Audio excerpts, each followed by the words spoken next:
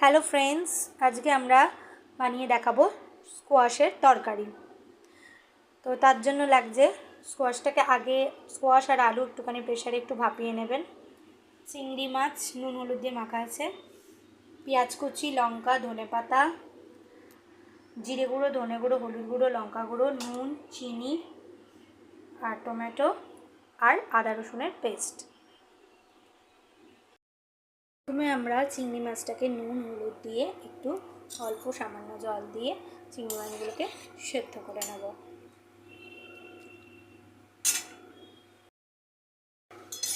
দেখুন, চিংড়ি মাছটা সেদ্ধ হয়ে গেলে নামিয়ে নিতে হবে। এরপর কড়াইতে আমরা সামান্য তেল দেব, তারপর দেব জিরে ফোড়ন। সামান্য তেল দিয়ে জিরে ফোড়ন দেব আর দুটো কাঁচা লঙ্কা দিয়ে ভালো করে নাড়তে হবে। এরপর আমরা পেঁয়াজ কুচি দেব, দিয়ে পেঁয়াজটাকে ভালো করে বাদামি রং হওয়া পর্যন্ত ভাজতে হবে। দেখুন, পেঁয়াজটা বাদামি রঙের ভাজা হয়ে গেছে। এরপর দেব আমরা আদা রসুনের পেস্ট দিয়ে ভালো করে কষাতে হবে। সাথে দিয়ে দেবো আমরা টমেটো কুচি। এরপর সমস্ত গুঁড়ো মশলা, ধনে গুঁড়ো, জিরে গুঁড়ো, হলুদ গুঁড়ো, লঙ্কা গুঁড়ো, নুন, চিনি সমস্ত মশলা আমরা একে একে দিয়ে দিলাম, দিয়ে ভালো করে কষে নেব। এরপর আমরা সামান্য জল দেব, সামান্য জল দিয়ে ভালো করে মশলাটাকে কষাবো যতক্ষণ না মশলা থেকে তেল ছাড়ছে।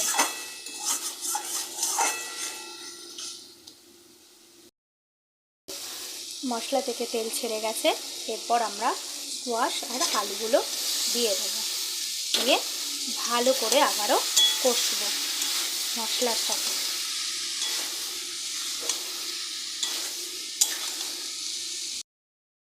ভালো করে কষানো হয়ে গেছে।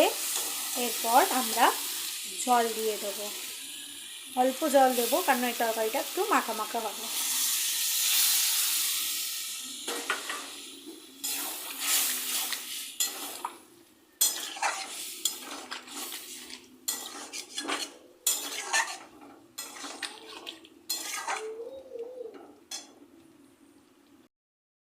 সামান্য অল্প একটু নুন দিয়ে দেবো স্বাদ অনুসারে, আর চিংড়ি মাছ যেটা ছিল সেদ্ধ করা সেগুলো দিয়ে দেব, দিয়ে ভালো করে নেড়ে একটু ফুটতে দেবো।